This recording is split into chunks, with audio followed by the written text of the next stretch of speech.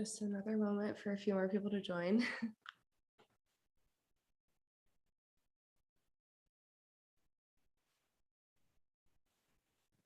Okay, great. I think we can get started.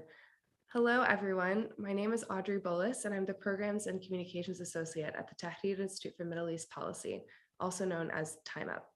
It's my pleasure to welcome you to our newest virtual panel, hosted in partnership with the Arab Reform Initiative, entitled Cracks in Lebanon's Culture of Impunity, Prospects for Accountability in the Midst of Crisis.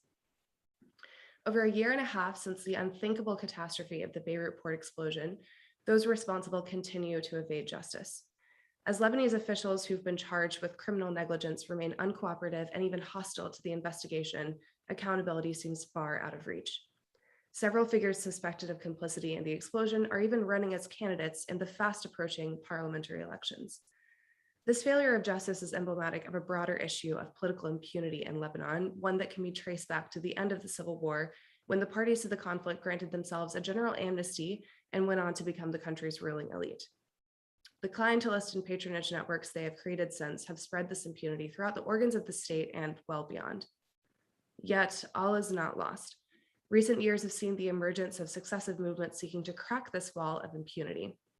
From a broad-based movement to demand an independent judiciary, to efforts by diaspora groups to freeze the assets of corrupt officials outside of Lebanon, efforts to pursue accountability have intensified as Lebanon's collapse has accelerated.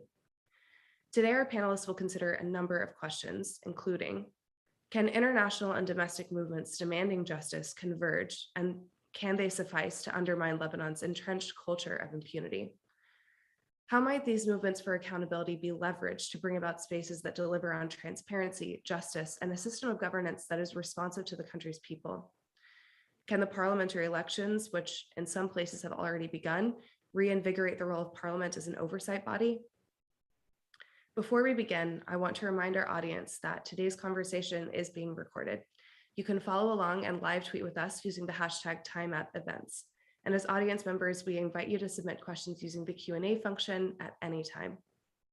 So without further ado, it's my pleasure to introduce today's moderator, Karim Shahayeb. Karim is a journalist reporting on Lebanon and Syria, currently with Al Jazeera English as Beirut correspondent, as well as a former non-resident fellow at Time Up.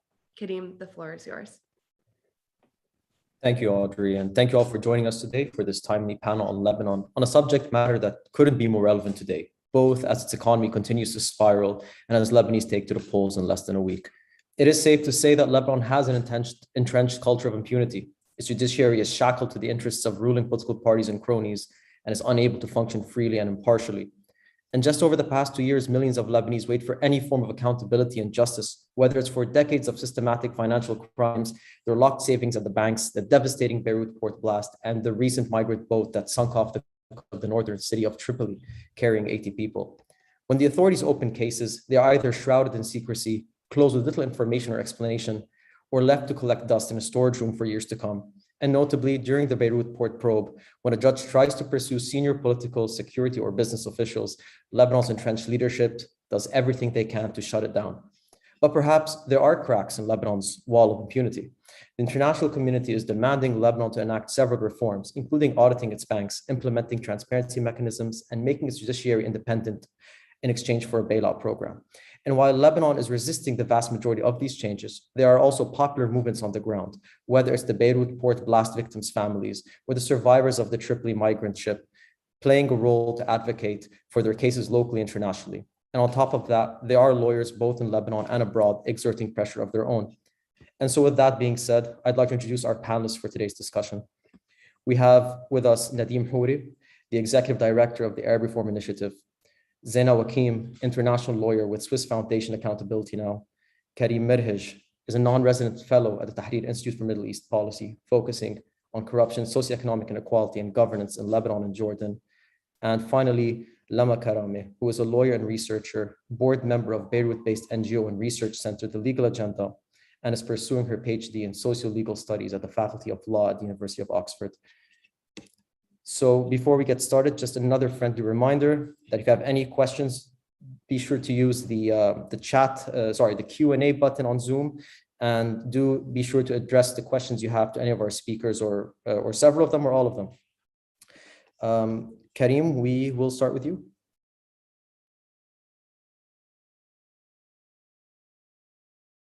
Okay, thanks a lot, Karim, for the introductions, and it's a pleasure to be joining all of you here.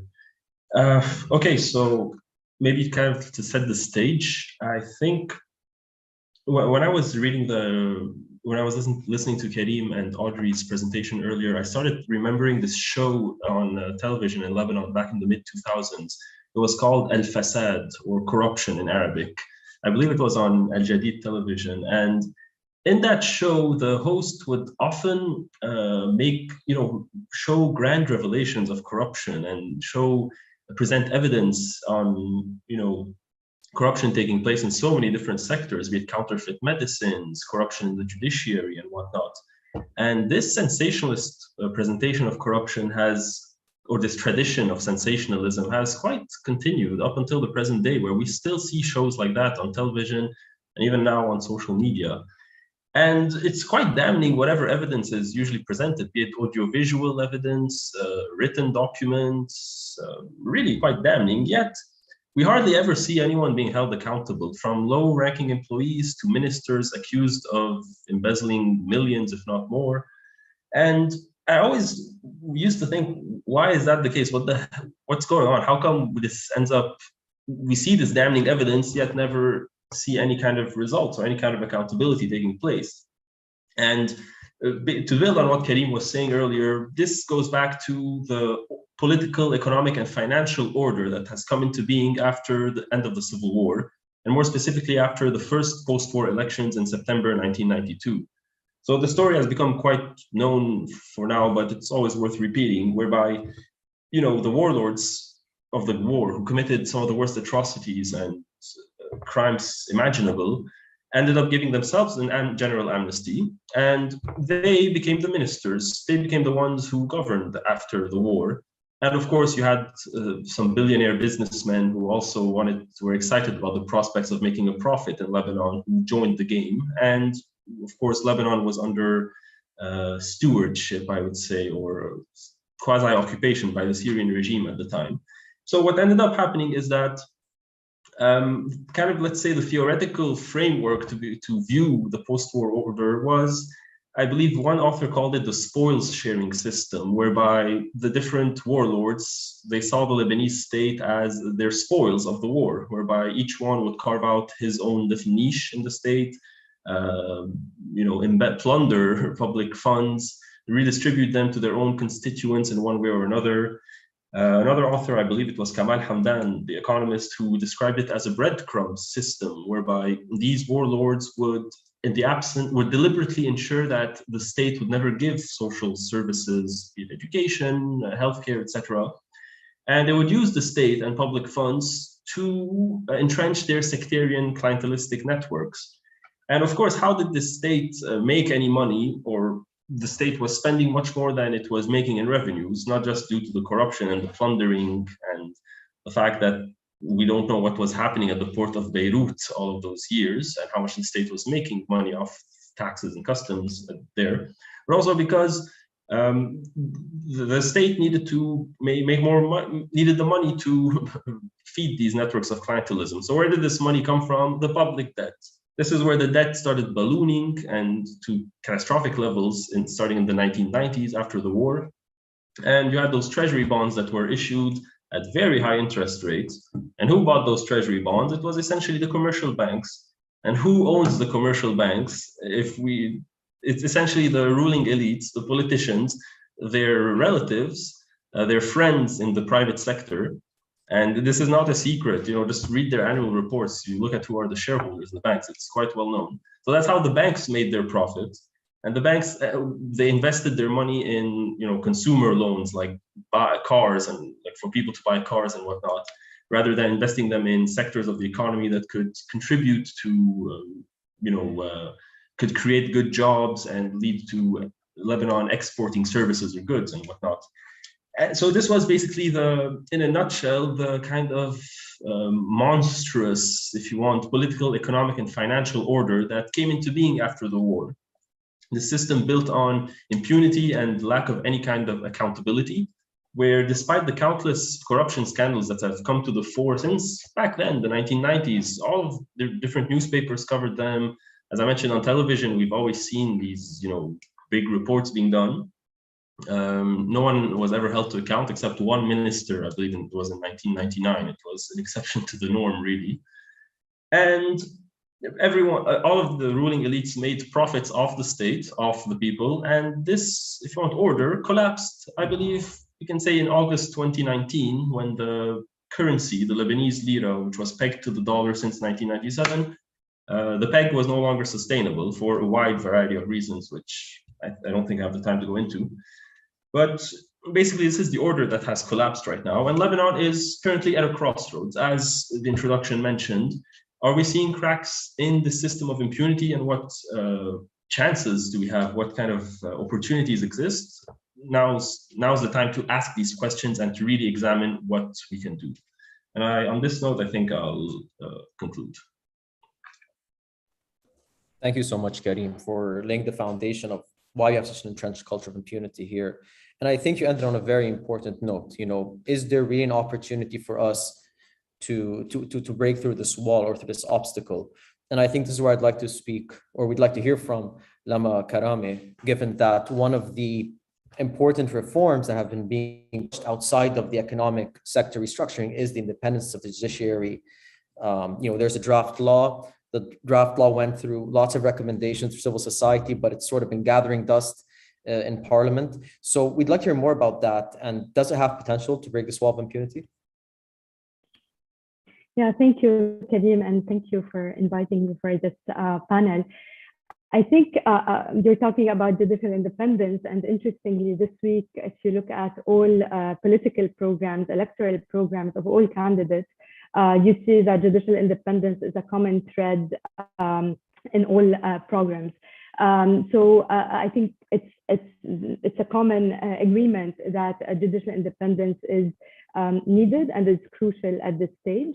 The Beirut blast investigation and the financial collapse, but also the use of the law as a tool of oppression to against protesters during the uprising have all emphasized the role of the judiciary, but have also shown the need for an independent judiciary, especially in cases where public prosecutors have been aligned with the interests of the regime and have been defending the interests of the regime.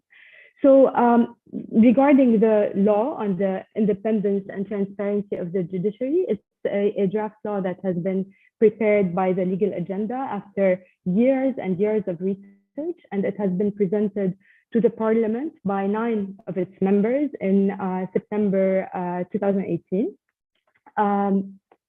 It was presented in 2018.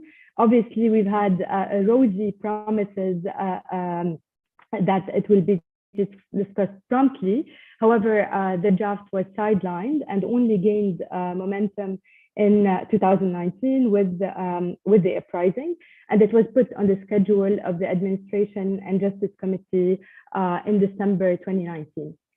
So the importance of the draft is that it shifted the discourse from one that is centered around the morality of individual judges, one that sees the problem of judicial independence as one relating to individual judges, to a discourse that acknowledges and recognizes the need for systemic reforms and structural reforms in the judiciary, ones that are based on objective standards. So the law, in a sense, provided a tangible meaning for the independence of justice, and thus shifted it from the populist slogans, I would say.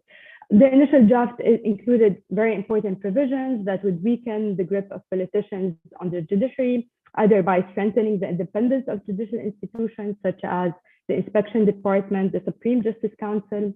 It guarantees essential freedoms for judges, such as the right to assembly, the right to freedom of speech. It also included provisions that would reform the inspection and the disciplinary procedures of judges, and provisions that would ensure a fair and transparent procedure for the appointment of judges.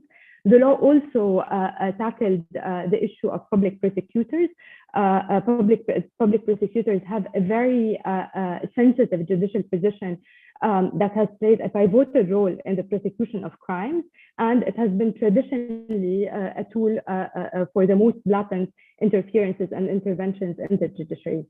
The law also addressed the practice of reserving key judicial positions for particular sects, thus leading to the institutionalization of patronage and clientelism, and included provisions that guarantee the equality of judges in appointment. The committee that studied the bill starting 2019 and ended in 2021 obviously lacked transparency and a clear methodology of work. And despite recurrent calls to its president, MP George Adwan, discussions were not open to the public. So it's no surprise that the final product, or the bill that has been produced by this committee, has distorted the initial draft and included many contradictions, loopholes, and it has inconsistently applied certain standards, but rejected others. In many aspects, the law seems to have adopted international standards, yet allowed for expensive exceptions that would render it basically meaningless. And we can talk about this a bit later. Just to go back to your question, yes, the law on judicial independence is a key component of the said reform laws, but we do have very legitimate concerns that the regime would use this law to legally whitewash its crimes. And there is a risk of enacting a cosmetic reform, an empty and void law, just to gain legitimacy among international donors. And this is something that the regime has done repeatedly and is really good at doing. So to wrap up, the battle for judicial independence cannot be separated, and the battle for judicial independence in the question of immunities, but also broadly, cannot be separated from the broader socio-political and economic context. Today, we cannot talk about judicial independence if we cannot answer the question that how can we even ensure judicial independence in courts that don't have electricity, that lack the very basic infrastructure? How can we ensure the continuity of the public sector amidst the financial collapse? So if we don't address these pressing questions, I think the law is likely to remain ink on paper. And just to link it rapidly with the broader theme of this webinar on breaking the cycle of impunity, I think we can all agree that enacting laws and enacting more laws will not lead to breaking the cycle of immunity. I think the Beirut blast investigation, but also the investigations in financial crimes, we can talk a bit more about this later, but both of these cases have shown that the strongest shield for accountability in Lebanon is actually sectarianism. It's not only laws, it's entrenched sectarianism. So it's important, once we want to really attempt to break the cycle of impunity, also to consider ways of challenging the core interests of the sectarian regime. Thank you, Karim.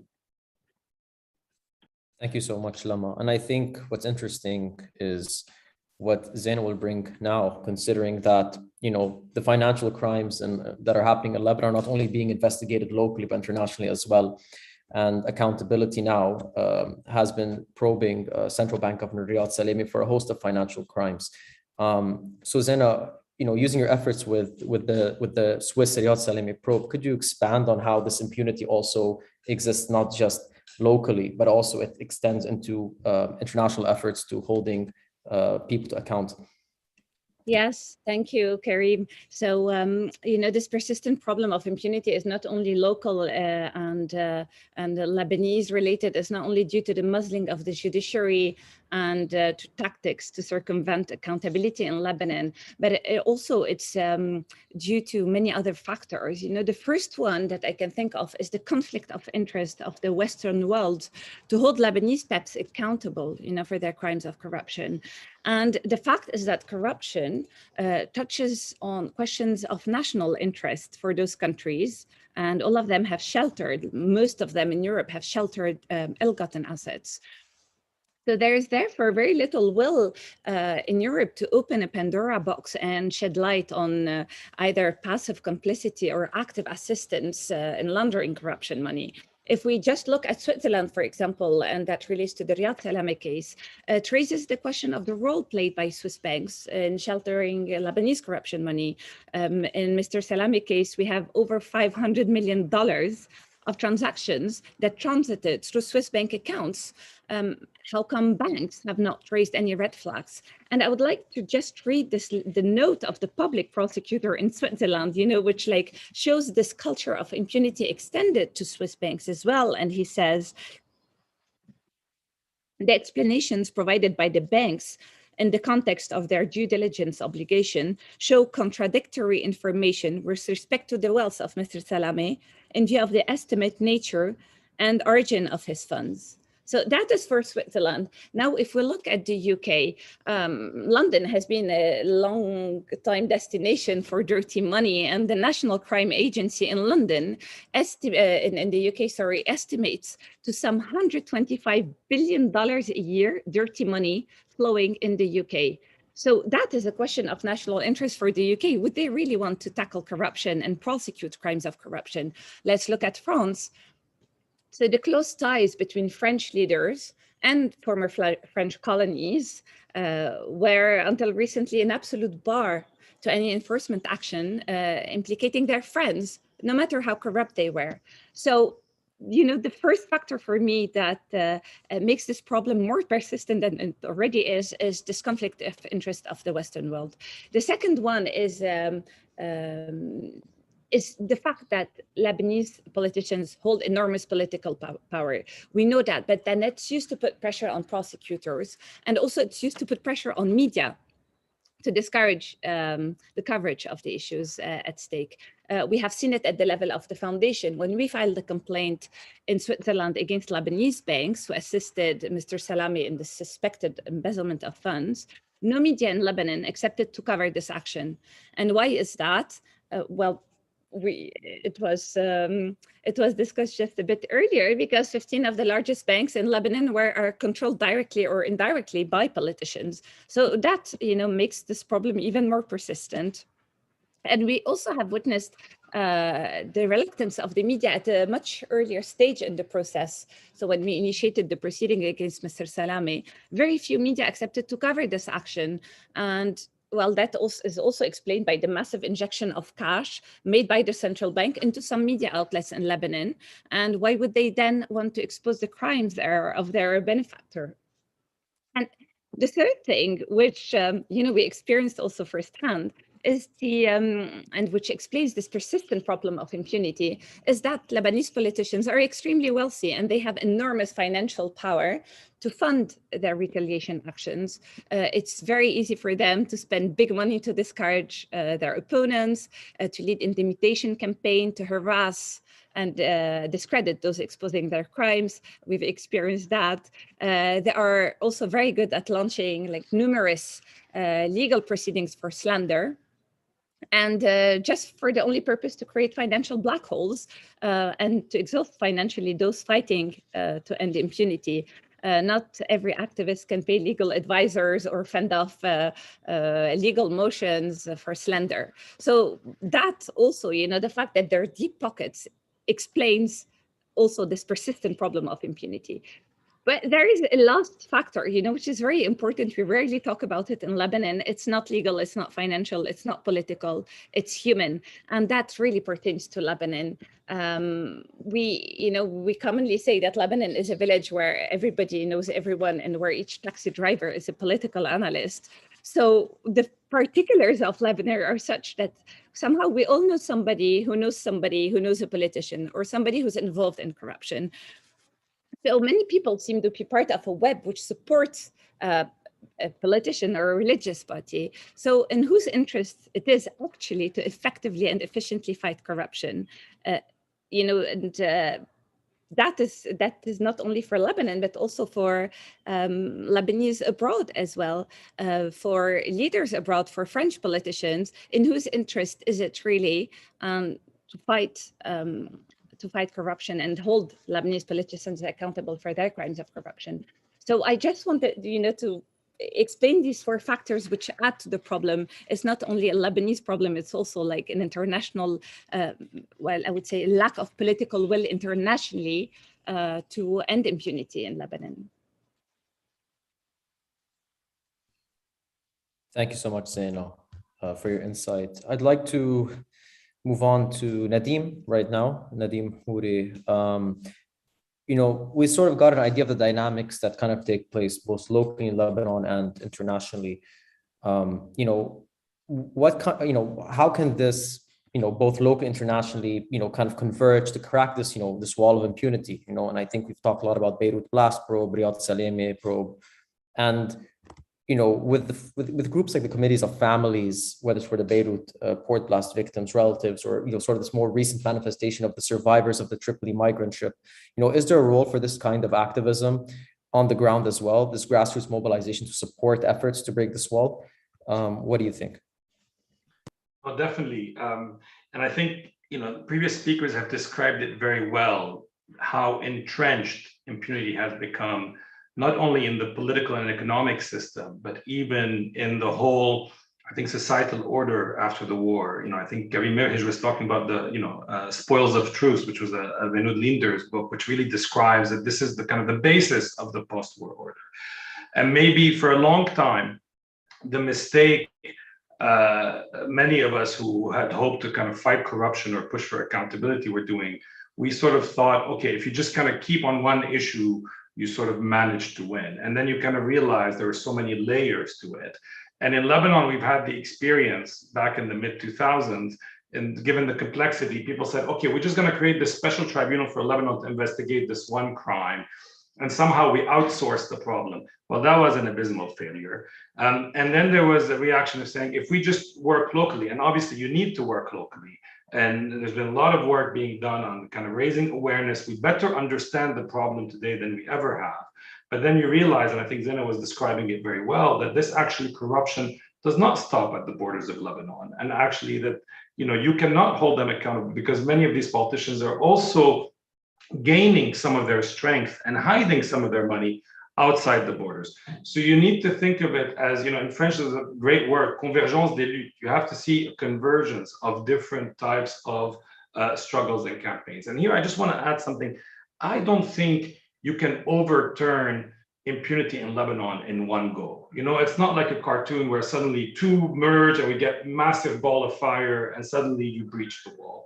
No, I like to think of it, you're going to have to chip at the wall of impunity. It's going to have to be a slow, long process. And I often call it like, we have to have a guerrilla approach to accountability. Not that it means not being violent, but the idea that what's the guerrilla tactic? You try to undermine a stronger enemy through long, low intensity confrontation. You pick your battle, you harass them, you come at them from different directions. So I think this is what needs to happen. You need to come at them in Lebanon. And if you're blocked in Lebanon, you try to see if you can get at them internationally. And one of the things, the major developments in the last few years, particularly in the last 3 years, is we're finally starting to see the diaspora playing a role.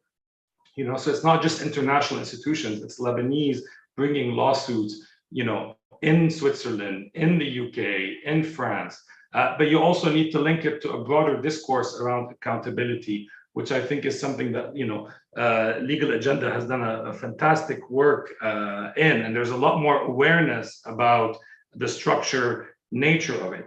And in this, to go back to your question about the role of victims, in this, if you want, ecosystem that is chipping at the wall of impunity, the victims are at the heart of the process.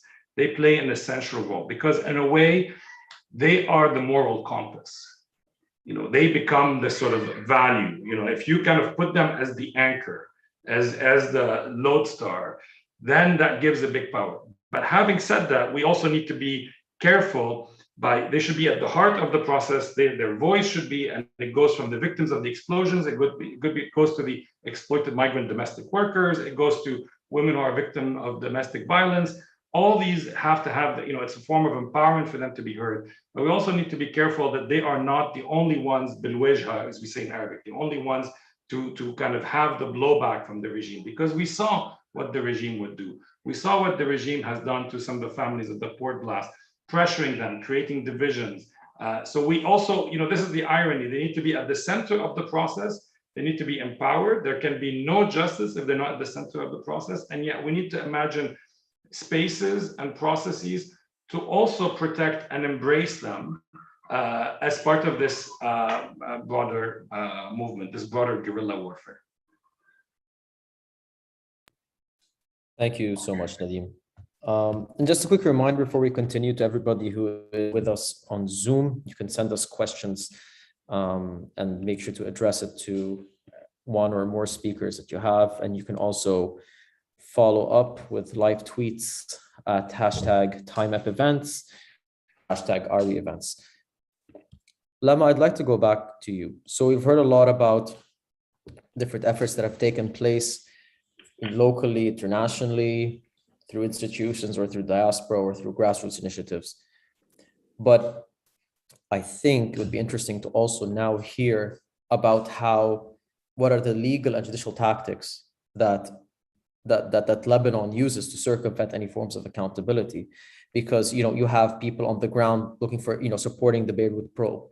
You have legal investigations, local, international, trying to probe into the central bank governor, into all sorts of cases. But then how is the judiciary in Lebanon used to circumvent all these things and to keep things stalling as they are right now? Yeah, so I think as Nadeem and Karim have rightly mentioned, impunity is an inherent feature of the post-war regime. And one of the main ingredients of this impunity is the systemic weakening of the justice sector. So if the most obvious example is that if we look at the budget allocated to the ministries of justice in the recurrent government, we see that the budget of the Ministry of Justice is excessively lower than that of other ministries, notably, for example, ministries of defense or ministries that fund security forces, such as the Ministry of Interior. So there is a systematic goal to weaken this justice sector. And that's why I think it's a bit, there are no easy answers as to the role that the judiciary has played, because although, yes, the judiciary has been complicit in its support of the culture of impunity, it has also been a victim of it. Over the last 2 years, we've seen how the regime has deployed a plethora of legal strategies to obstruct justice, namely in the two crimes of the century, the Beirut blast investigation, but also in all legal proceedings related to the financial collapse. And if you allow me here, the Legal Agenda has published a book edited by my colleague Rida Frangieh that provides a thorough compilation of the different aspects of immunity, starting from the immunity of political crimes to personal crimes, and I would encourage everyone to read it. But I would like to talk only briefly about three main aspects of legal techniques that were used by the regime to avoid accountability. The first technique is that of the removal or transfer of what I would like to say the disobedient judges, and by disobedient I mean disobedient to the regime. So the law allows any party to a lawsuit to request the removal of the judge from the case under certain conditions, including where there are legitimate doubts over the neutrality of the judge. This argument has been used to remove Judge Fadi Sawan, based on a request submitted by two ministers, Ali Hassan Khalil and Ghazi Zaited, who argued that Sawan is not neutral and is biased. The Court of Cassation approved the request and argued that Sawan lacks neutrality, first because he challenged the immunities, and secondly, which is very ironic, is because Sawan is personally or has been personally injured in a sense by the blast because his house was damaged. So this is a very expensive interpretation of neutrality. The attempt to remove judges did not stop with the removal of Sawan. We know since the appointment of Judge Bitar. There had been more than 20 requests to remove the judge, each time presented by a different minister in different courts, and it's a maze that is very complicated at this stage. But basically, the investigation has been suspended for over 4 months now, because with every request to remove the judge, by law, the judge has to halt the investigation. So the investigation has been suspended for 4 months now because the Minister of, to explain it briefly, currently because the court that should judge or should hear the case lacks the quorum, which is the plenary assembly of the Court of Cassation. And the finance minister, Yusuf Khalil, who is close to the Amal movement, has arbitrarily refused to sign the draft decree to appoint new judges to the Court of Cassation. So he's currently suspending the investigation. And this is another reminder of how the judicial independence relates to our daily battles, I would say. And this is something that we've seen also in cases relating to banks. So back to the Swiss probe, we've seen how Judge Jean Tannous, who had taken a decision to raid 6 banks to obtain information about the suspicious transfers related to this case. Judge Tannous was removed from this case while he was at the bank, while he was executing the raid. And he was removed by an order by the General Prosecutor, Ghassan Awaidat. And this is obviously not the first time that Judge Awaidat uses his hierarchical power to stop ongoing investigations against the regime. The second pillar, I will be very quick, is the obstruction of justice by the invocation of immunities. I will spare you the technicalities and the legal jargon, but this is just to say that there are different forms of immunities that have been invoked in the blast investigation, including presidential, ministerial, parliamentary immunities, but also the immunities of public servants, judges, and lawyers. Some of these immunities can be dismissed, but it remains a very dangerous field for accountability, not only in the Beirut blast, but also in most corruption cases against officials. Riyad Salameh has also invoked immunity, and unfortunately, the Court of Cassation in September 2021 has approved his request, claiming that he does have immunity in cases related to the violation of the Code of Money and Credit, and thus requires the approval of the central bank to prosecute Riyad Salameh. So imagine this: Riyad Salameh needs to approve his own prosecution. The third legal mechanism that they have used is the blatant or outright non-execution of judicial orders. As you have rightly mentioned, as we speak, there is an active warrant against Ali Hassan Khalil and Ghazi Zaiser, both of whom are running for elections. But again, a parallel also can be drawn in financial cases. Judge Ghadaoun has issued a subpoena against Riyad Salameh because he failed to attend consecutive hearings, and the subpoena hasn't been executed. One very last thing: these legal maneuvers run in parallel to an equally dangerous extrajudicial discourse, which is based on delegitimizing the work of the judge, accusing them of politicization, going as far as character assassination, and dividing families of the victims along sectarian lines, violence threats, etc. But in both files, just to go back to the idea of sectarianism, in both files, we have also seen the invocation of a pseudo-sectarian immunity.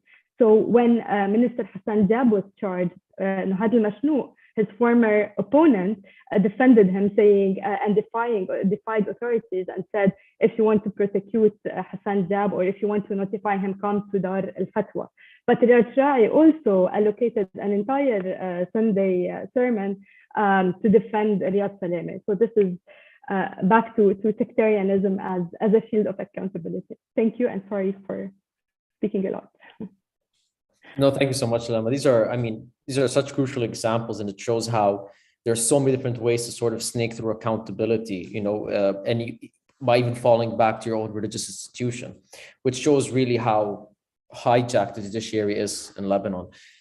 I think outside of that, there has been some interesting accountability legislation and mechanisms that currently exist in Lebanon, relatively new ones: the anti-corruption law, whistleblower protection law, the more recent illicit enrichment law. And these are things that, civil society organizations and some international organizations have been sort of pressuring Lebanon to do for a while. Karim, I was wondering if you can tell us a little bit more about these mechanisms, in the sense that, are these opportunities for accountability in Lebanon to sort of change that trend? Is this legislation perhaps something that chips at that wall of impunity, or are there setbacks that come with having this legislation as well? We'd like to hear from you about that, please. Yeah, I mean, after listening to all of the different speakers, an average listener might be surprised to find out that in the last really 5 or 6 years, the parliament has passed quite a few anti-corruption laws that on paper are quite good, really. Like, if you read them, there's the anti-access to information law, the whistleblower protection law, a law on transparency in the oil and gas sector. And if you want the node linking all of these different laws, is something called the National Anti-Corruption Commission, which is the law to establish this commission was passed in, I believe, May 2020, so a few months after the uprising. And the law stipulates that within 3 months, this commission should be established. And the commission was established only in, I believe, February 2022, so a year and a half after the law was passed. And I believe this little, anecdote illustrates how we should think about these anti-corruption laws in general. As Lama mentioned earlier, the idea of passing laws, they can be great laws, but they might remain simply ink on paper. Like, passing the laws is not the only way through which, or is not the only, solution to fight impunity or to bring about some accountability in our country. And as a matter of fact, I would argue that sometimes, especially these laws, the anti-corruption laws, are passed definitely not out of a concern to actually fight corruption and bring more transparency in the Lebanese state, but more out of a way to dangle or to kind of polish the image of the Lebanese ruling elites, or kind of a way to dangle a carrot in front of the so-called international community to try to say, look, we are making reforms, we are passing these laws, and so give us money, give us more loans. And this was the case before the SED conference of 2018, when right before parliamentary elections, several donor states pledged $11 billion, mainly in loans to Lebanon, and on the condition that reforms would be enacted. Some of these reforms being anti-corruption laws being passed. So in a nutshell, these laws, despite how good they are on paper, we are not seeing any kind of proper implementation. And as a matter of fact, in some instances, these laws are being, it's difficult to conceive of their implementation. Take the whistleblower protection law, for example. The law stipulates that the commission that I just mentioned should protect whistleblowers, should offer them incentives and rewards if they submit, information, they leak data related to corruption and whatnot. But in Lebanon, in the last few years, we've seen a few mysterious, if you want, assassinations that have taken place, and we haven't seen any kind of accountability. I remember 2 years ago, there was the head of, I believe, the compliance department in Byblos Bank, who was assassinated in the parking lot of his building. And nobody remembers him. Nobody remembers what happened to him. Only one article in the Financial Times kind of covered it well. Rather than that, nobody remembers. There was a photographer with the Lebanese army who died under similar mysterious circumstances, etc. So even if you have a law to protect whistleblowers, what ends up, is the law going to be implemented, or are they going to face any kind of severe challenges or worse, obvious pressure and whatnot? So, and the commission itself, I mentioned it was established in February 2022. I mean, the names in the 6-member commission isn't very reassuring, I would say, especially if we look at the background of the president of the commission. He's a judge who previously served as the public prosecutor in Mount Lebanon. As Lama mentioned, the judiciary in Lebanon is heavily sectarianized, and you have all sorts of strangulation over judges, while judges, at least the ethical judges or whatever, and judges who are much more compliant with the ruling elites and who kind of turn a blind eye, they're the ones who usually get, they get the perks. So this commission, which we still don't know how its administrative structure is going to be, we don't know how much funds will be allocated to it, because in the last 2 years, the government hasn't passed, or the parliament hasn't voted on a budget. So we really shouldn't, I think, pin too much high hopes on the Anti-Corruption Commission or these new anti-corruption laws, or even the anti-corruption strategy that was passed, I believe, in 2020 by, I believe it was Demianos Qatar, who was the Minister of State for Administrative Reform, who had pushed for its passing. It was adopted by the government. So I think these kinds of anti-corruption laws and the strategy, as great as they are on paper, we shouldn't really pin too much hopes on them. However, I want to go back to a really nice sentence Nadim said, la convergence des luttes, or how different struggles have to converge to bring about this kind of end to impunity. Because as Nadim also said, we can't stop impunity in one single strike. We can't imagine, like, I don't know, a dictator coming, like a Napoleon Bonaparte kind of coming and reforming everything. And unfortunately, I remember there was some discourse like this during the uprising of saying we want a military coup, we want the commander-in-chief of the armed forces to take power and fight the corrupt people, you know. I mean, we can ask our friends in Egypt how did that work out. So we can see these anti-corruption laws as a way for us, as part of this convergence of struggles, especially the access to information law, because this law itself is extremely important because it allows us, everyday citizens, the public, researchers, writers, etc., to request information, especially financial data, from state institutions. And some institutions are actually complying by the law, to give credit where it's due. And Karim and I have even used this law on several occasions where we managed to obtain information that was quite sensitive and crucial. And when institutions refuse to comply with the law, this also tells us something, like what are they hiding? So, and on this note, I'll conclude my statement. Thank you, Karim. And yes, it's true. There have been some institutions that have complied with the access to information, others who certainly haven't. With that being said, I'd like to move on to Zaina and, of course, the international sort of element of these probes to break the wall of impunity. You know, Lebanon has been cooperating very much. It's very clear. But what can be done? Is there a way to push Lebanon to cooperate with international legal efforts? Or are we just doomed to kind of have these obstacles in front of us? Thank you, Karim. So the first thing is that we need to define who is Lebanon to answer this question. There is no such thing as Lebanon, which is separate from the individuals who run the country. So requesting criminals to hand over evidence which will expose their own crimes might actually not happen.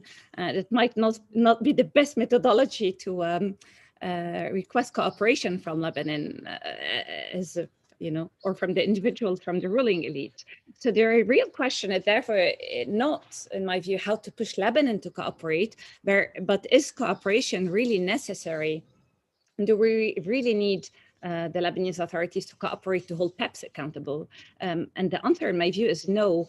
The largest portion of corruption money is not in Panama. It's been invested in real estate in the UK, in Monaco, France. So it's therefore perfectly possible for the countries of the place of location of the assets to launch their own investigations and eventually confiscate all ill-gotten assets.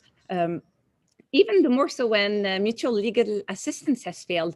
We have seen that done in the past with Duvalier, so the Haitian dictator. Switzerland could not get mutual assistance from Haiti, and they just confiscated the funds without any cooperation being requested from Haiti. In the case of Hosni Mubarak, the Swiss justice authorities initiated also their own criminal proceedings, regardless of any cooperation with Egypt, and they froze $570 million of assets. So similar steps were also taken with Bashar al-Assad. There is no cooperation with Syria, obviously, yet all assets were frozen, travel bans were issued, and trade restrictions were also issued. So we do not need to push the Lebanese authorities to cooperate. We rather need European countries to take their responsibilities, to take action to tackle corruption, and money laundering, which is happening on their territories. So, but that is that's a political question. It's not a legal one. There are laws that would enable each country in Europe to confiscate Lebanese corruption money, and yet it is not done.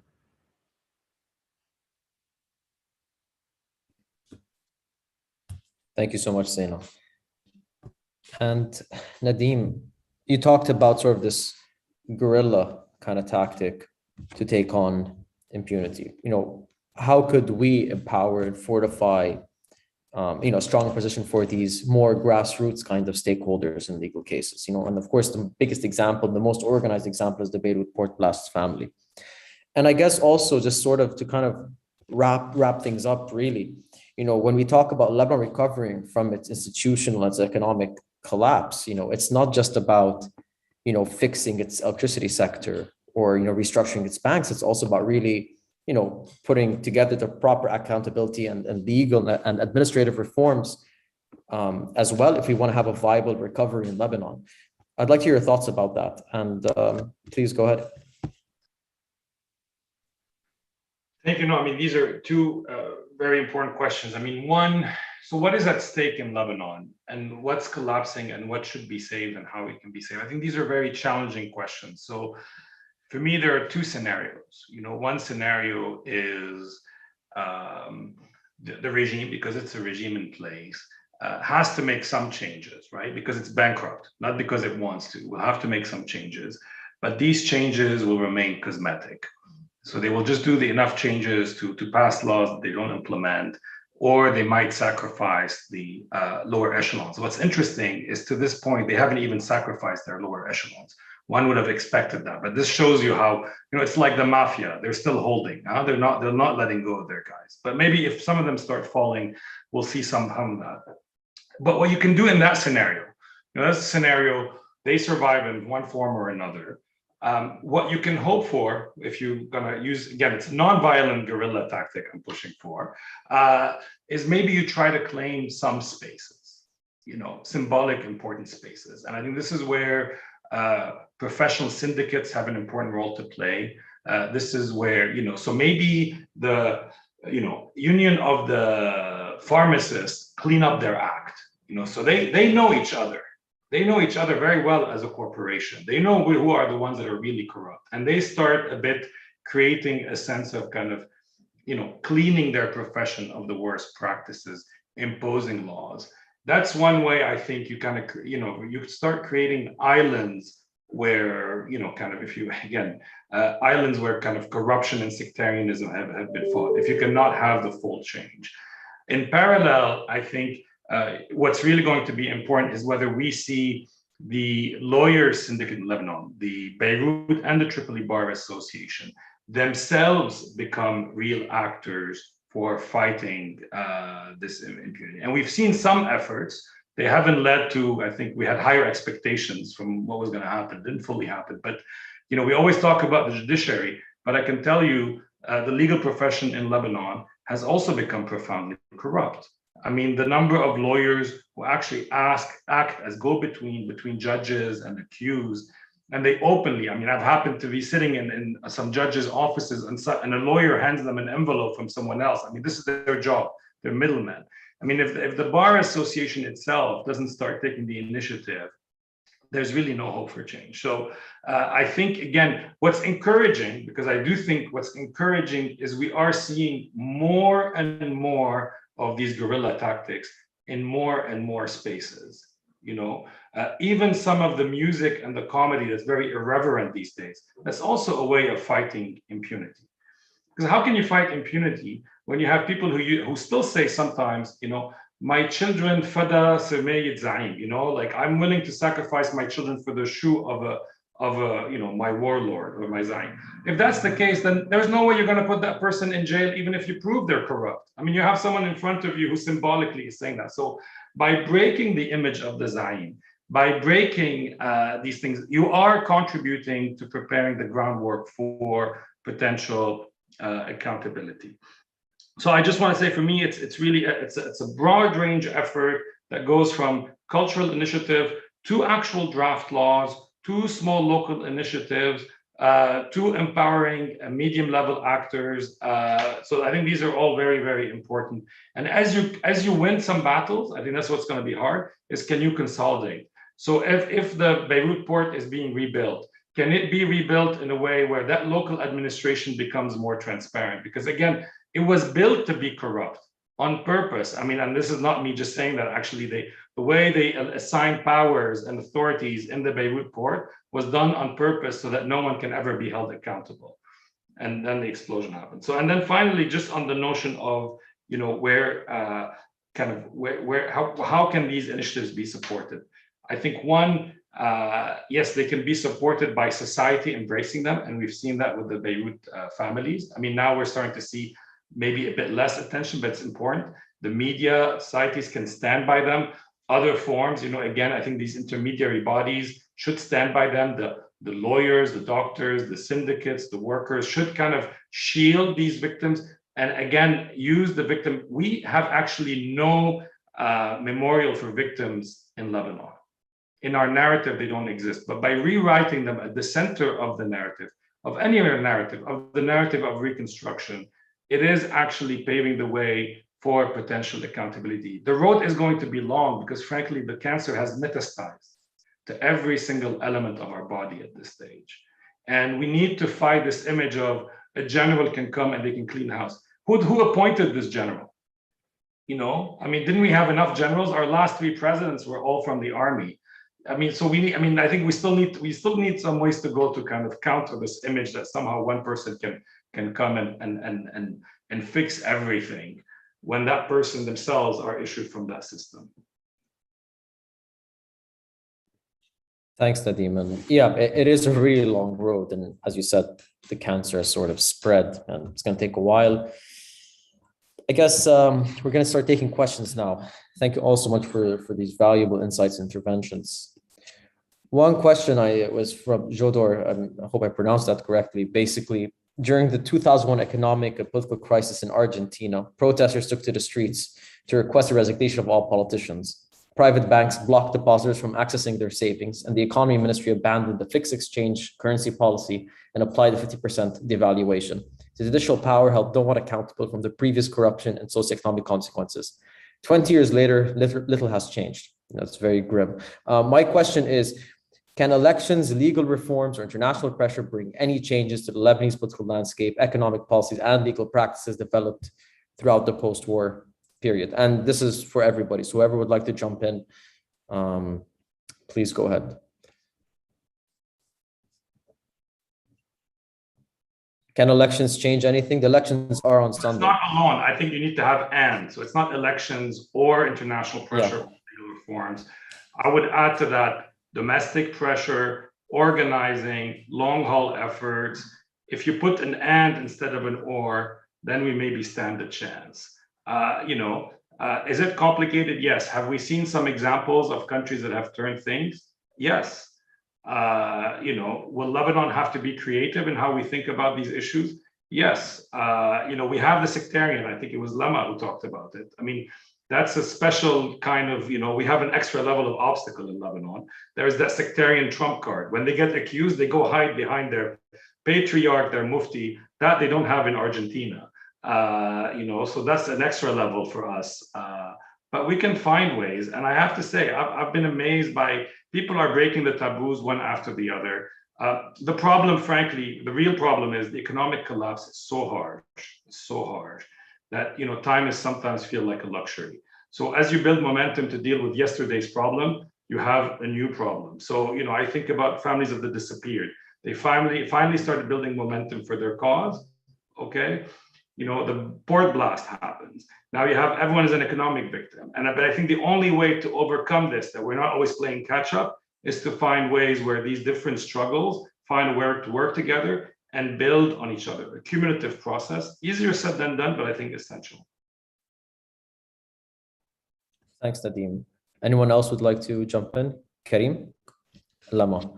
Yeah, just very quickly to add on what Nadim's saying, I think what we've been witnessing in the last decade, at least, since I don't want to adopt the teleological kind of Hegelian view of history, but I think in the last decade we've seen this kind of move growth, if you want, or emergence of an anti-sectarian, or let's say secular alternative in Lebanon itself, and right now among the diaspora. And this is cause for some cautious optimism, I would say, because we're seeing some political organizing that's taking place, especially in the last 2-3 years, at least maybe since 2015, I would say. And obviously, going back to what Nadim was saying, there are many different fronts we're going to have to fight. And culture, music, comedy, these are great. And also there's the media landscape. The media landscape in Lebanon is so horrible because it's all owned by these different ruling elites, and they can all easily be bought on the cheap. We all know that. So there's also work to be done on that front, especially when it comes to investigative journalism. So in a nutshell, what I want to add is the fight is very long, and it has to be built also on a political project. And this project has to be secular, anti-sectarian, and have, at least personally, I think it needs to have a leftist component. It has to be anchored in social justice. I mean, 80% of the population is in poverty. We've seen the monstrous inequalities, the concentration of wealth in the hands of a few. So we are seeing some changes. There's maybe some cause for a bit of cautious optimism. Maybe next week we'll have, after the elections and after the ballots are counted, with the hopes that we won't see any, scandals take place. We might hopefully see some little surprises. I'm not too hopeful, but we'll see. And yeah, I think Lama had her hand up. I mean, I'm not hopeful either, but that's another thing. No, the only thing I wanted to add is the idea actually that Karim has mentioned in inscribing activism within a political project. So even if we had legal reforms, and this is something that we've been discussing today, legal reforms need to be inscribed in a political project to be effective, because lawmaking is not only a question for technocrats. It's not only a question of legal expertise. There are political choices that need to be made within lawmaking. We've seen this, for example, in the capital control laws, and the list goes on. So making laws just for legal reform can be counterproductive.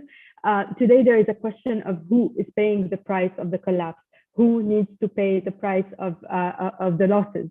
And this is not a technical legal question that can be solved by the best legal experts. It needs a political project.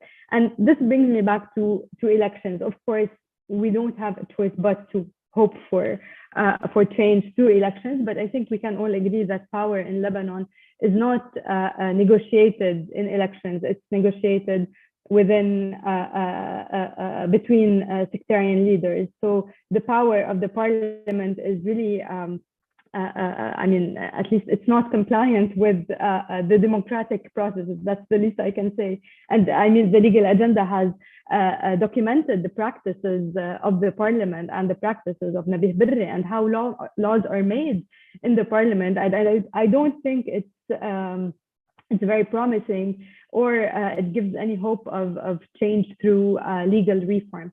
And just one quick note on Nadim's point on the Beirut Bar Association and the Tripoli Bar Association and the role of legal professions. So indeed, legal professions in Lebanon have been supporters of the regime for a long time.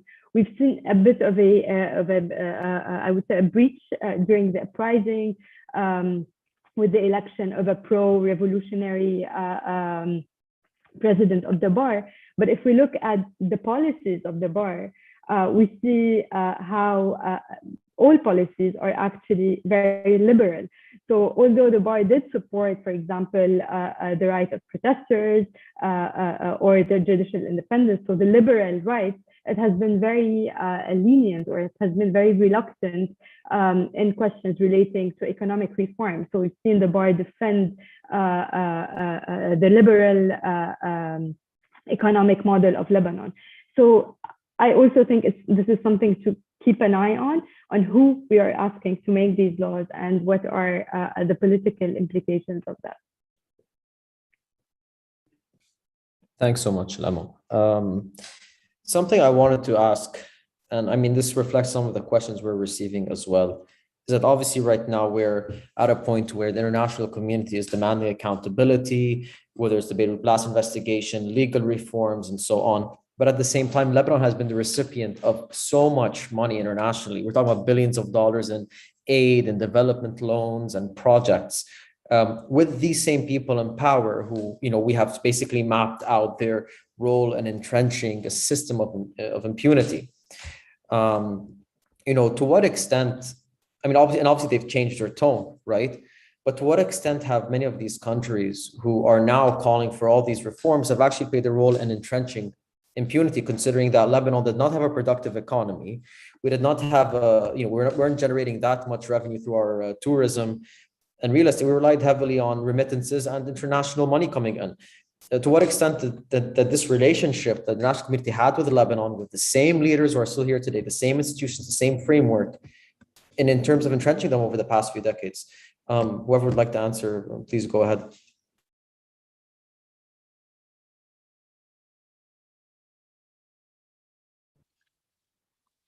Karim, I might answer that, because this is also where I started. Actually, I started saying that it is because of the conflict of interest of the Western world, so-called, that Lebanon is in the state where it is now. They all played the game. They all allowed it to happen. France supporting its Lebanese allies. We've seen it with Chirac, which was it's like public knowledge. It's Swiss banks, who sheltered ill-gotten assets. It's the UK, who was used as a platform to launder money. It's international money. It's the World Bank. It's the European aid, which was not supervised. We've seen it in the project of the Litani. Where did the money go? No accounts were asked. No accounts were given.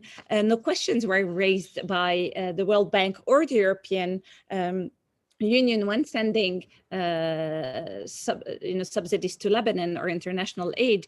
So of course, that none of that would have happened to that extent without I wouldn't know if it's a passive complicity or an active assistance of the Western world and mainly European countries. Where would the Lebanese politicians have put their money? Well, they might put it in China and Africa, but at the end of the day, they're sitting in bank accounts in Europe. So, of course, the responsibility of the European countries is clear and undisputable. Thanks, Zaina. Karim? Yeah, I mean, after the port blast, we all remember when Emmanuel Macron came to Beirut. He walked in the streets of Gemmayze and he was treated as some kind of a modern-day messiah or whatever. And obviously, we were all very traumatized after the mini nuclear bomb that exploded on us. And the kind of emotion showed towards him and this belief that, Lebanon was not going to be abandoned is justifiable understandable in one hand.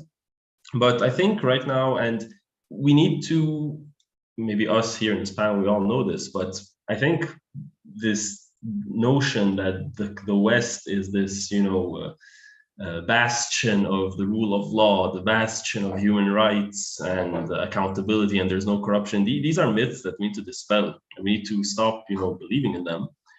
Because ultimately, it's all about the interests of the different political elites in be it Lebanon or in the West, broadly speaking.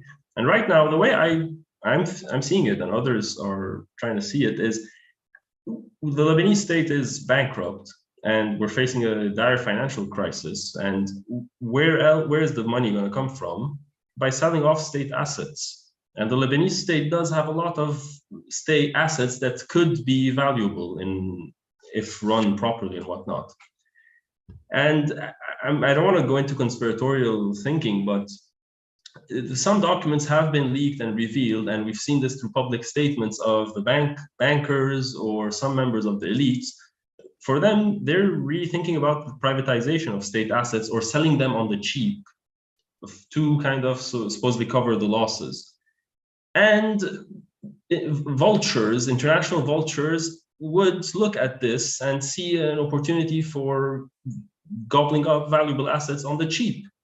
The port of Beirut is one of them. We don't know how much, as Nadim mentioned, the port of Beirut was designed in a way that was so corrupt and it's a black box, essentially. We don't know how much money came in, whatnot, but right now, it could, if privatized, ports is a big thing all around the world, the privatization of ports, giving concessions to conglomerates and whatnot.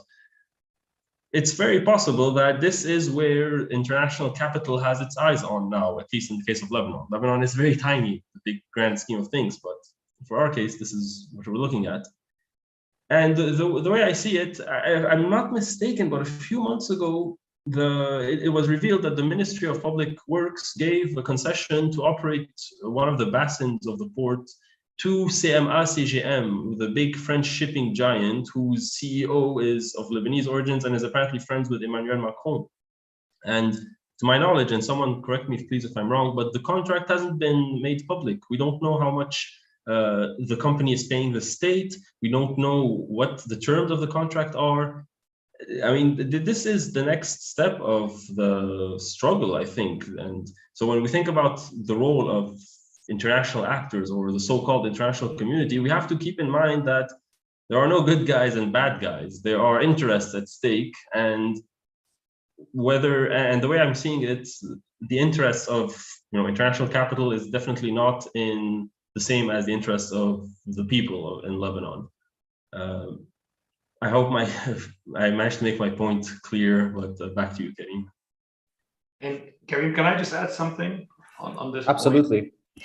And actually, Nadeem, I wanted to ask if you think that the reason the international community's approach changed was because of this organization from the port blast families, the uprising, the attempts to reclaim the professional syndicates, the growth of student movements. Did that play a role as well? Just wanted to ask you as well.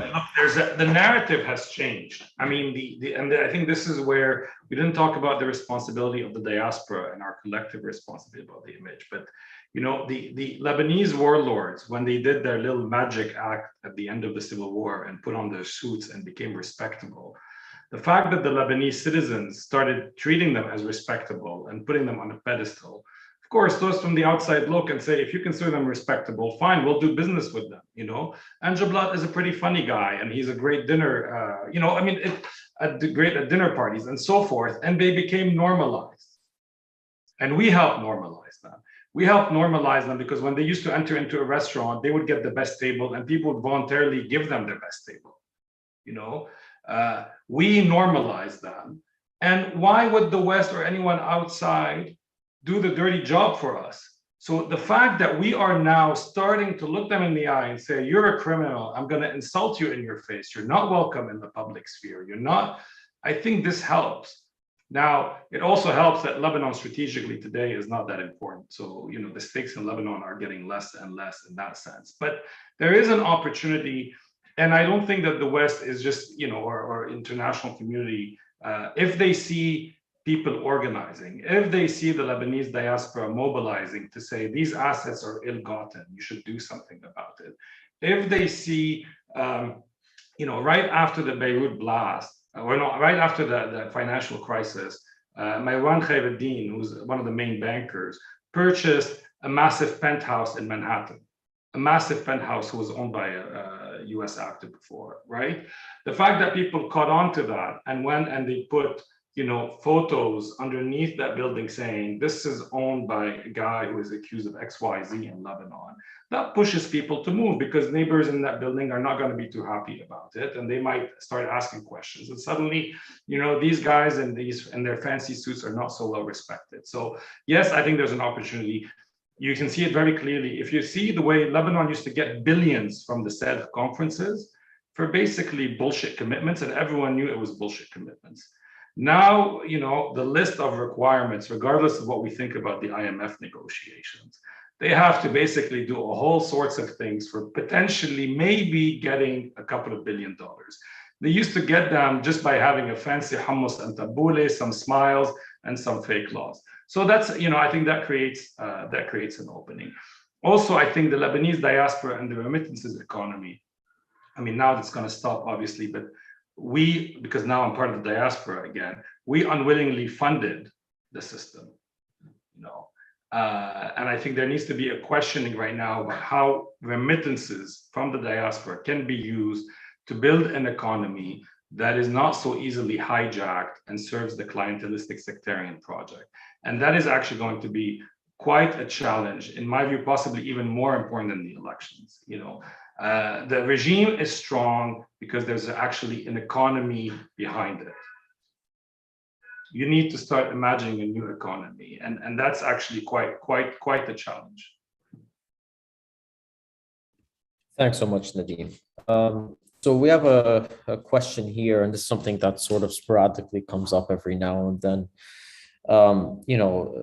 The person asking is saying that there are these random calls of sort of being back under French colonial rule, or even dividing the country up into states or some of these federations.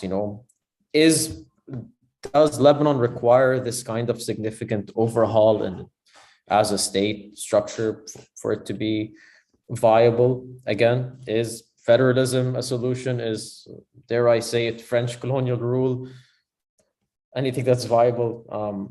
Because there have been, people calling for, even separation of Lebanon to several states, or are these things that are probably a bit too far-fetched?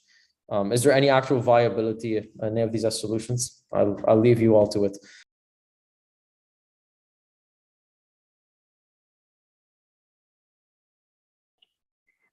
Just one quick observation.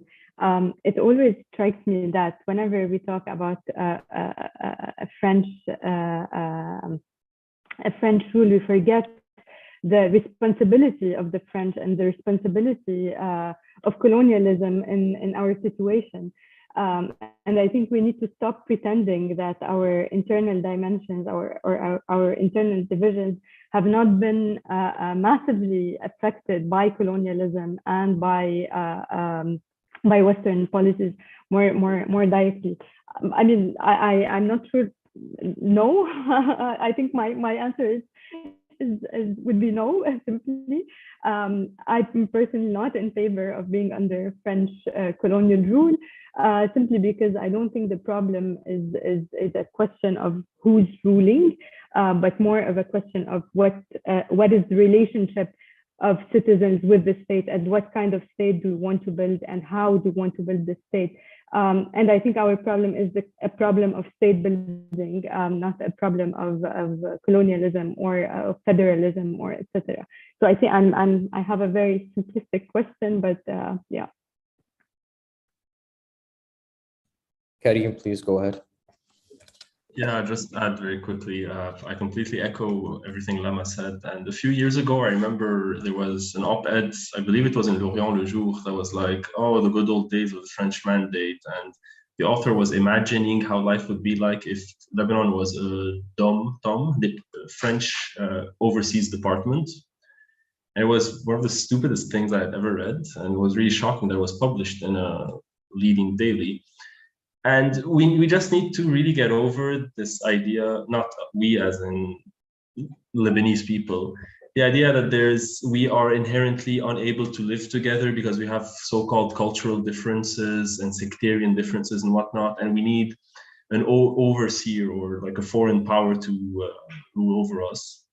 And the one good thing Emmanuel Macron did in his first visit into Lebanon after the blast was during the press conference when someone asked him about the petition that I think it got like 50,000 signatures about putting Lebanon under French mandate.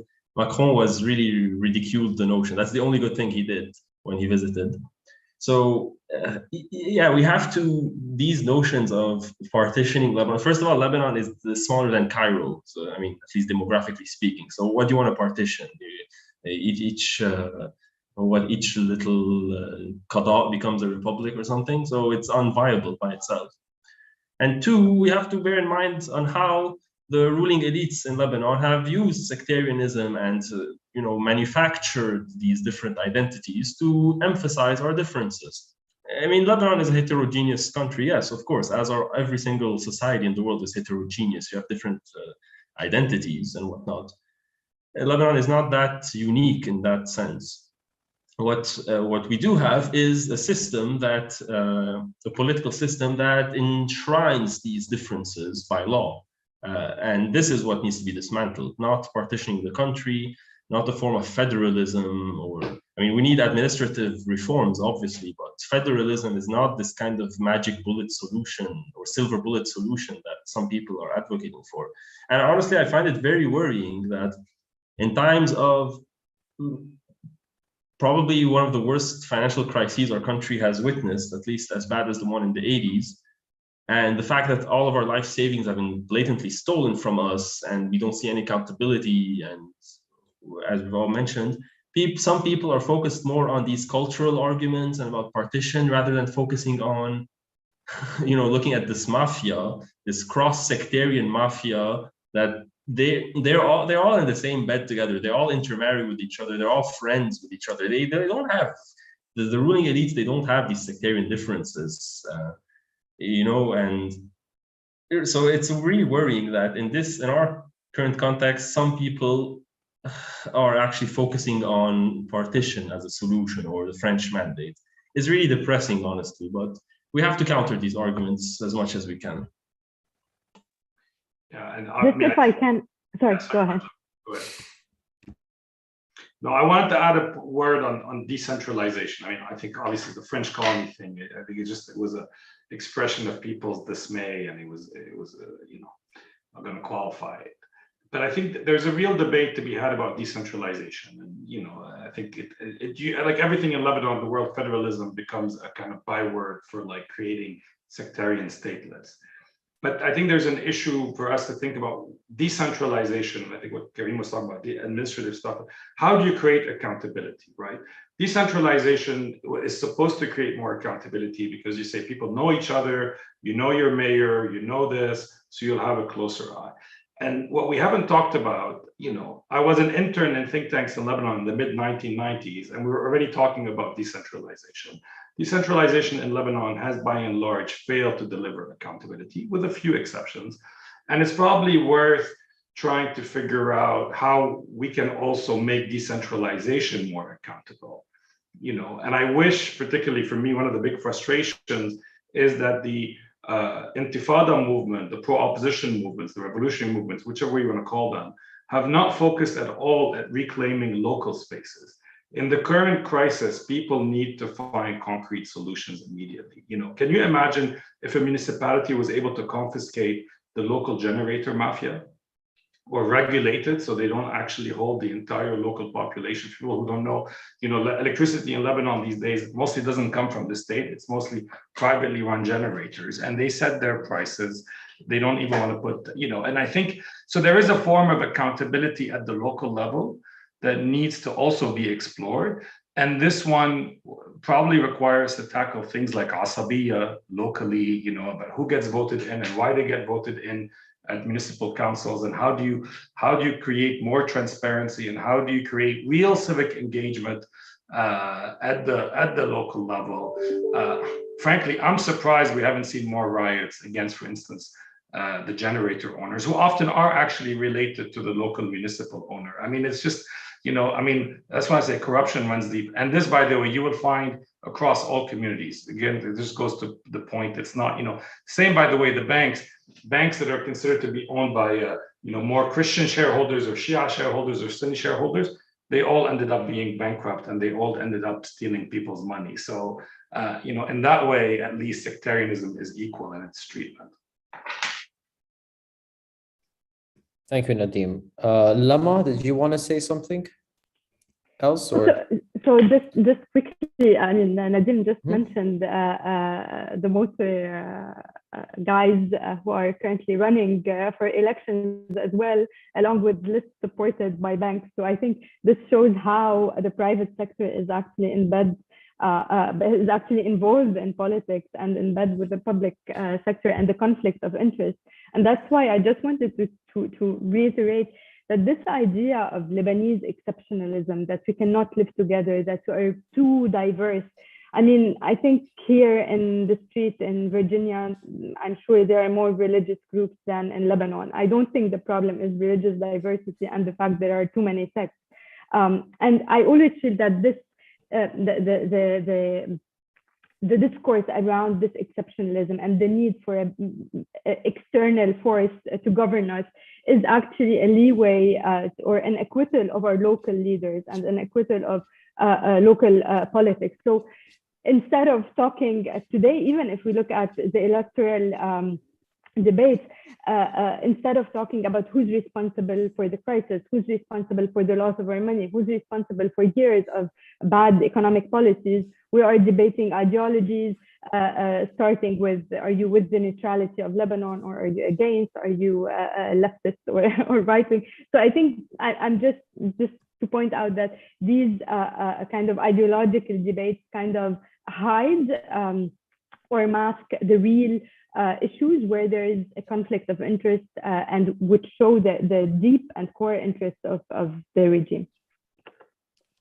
Thank you so much, Lama. So we're almost out of time, but I'm going to throw in one more question that we have from Muhammad Al-Abdullah.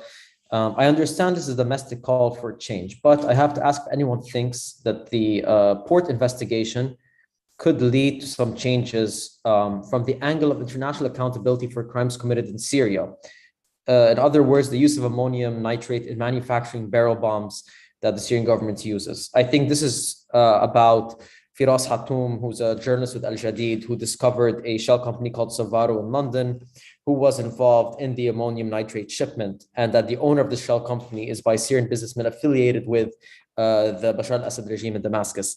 So there's a question about whether this sort of link could hold Lebanese people possibly complicit if there's an investigation into some of al-Assad's war crimes, considering the possible link with the Beirut blast.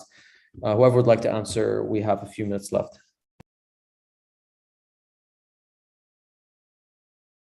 It could be a link one day, but we actually have ministers right now in Lebanon running for parliament with an arrest warrant. So I would actually just make sure this arrest warrant at this stage is implemented. And frankly, the crimes, and Mohammed knows this very well, the crimes of the Syrian regime, from its use of chemical weapons, let alone the ammonium nitrate, literally chemical weapons, is well documented.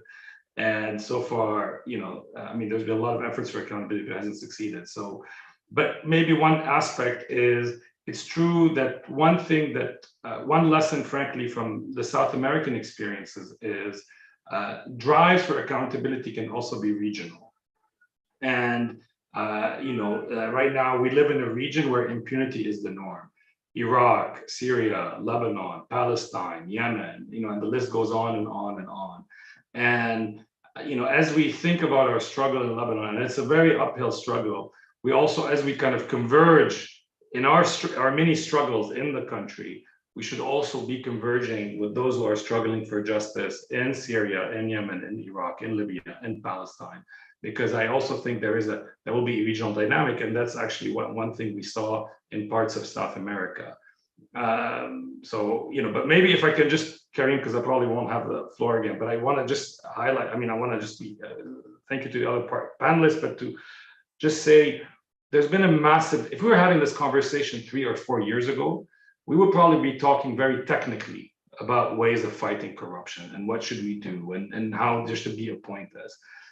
And we're finally getting to, the last 4 years, 5 years have become key in Lebanon for us to really realize it's not the sort of UNDP, World Bank led, little tiny changes that will make an impact.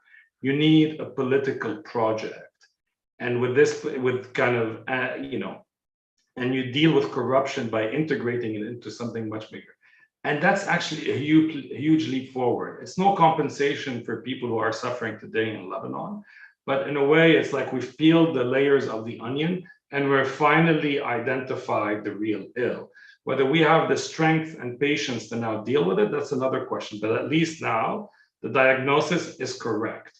And it's no measure of little, we get a small grant for the World Bank to appoint 2 better advisors to the minister to fight corruption, and we'll do a national action plan, but nothing changes. Khalas, that lie has been exposed, and it's no one's fault. We just became real. It doesn't work, and now we're dealing with the real questions. And I think for me, this has been a massive leap forward.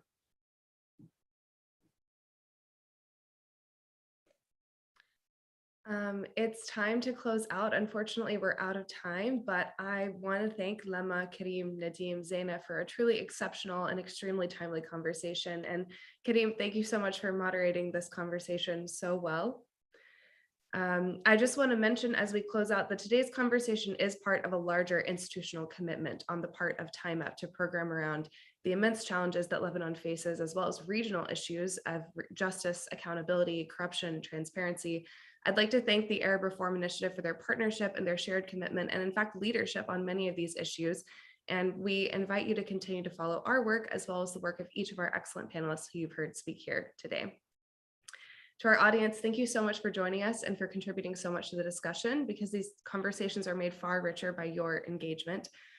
You can follow Time Up on Twitter at TimeUpDC and the Arab Reform Initiative at ArabReform_ARI. You can reach out for any media requests for Time Up at press@timeup.org, and you'll find this recording on our website and our YouTube channel. And finally, a huge thank you to the Arab Reform Initiative and Time Up teams for making this conversation happen. Have a wonderful day, everyone.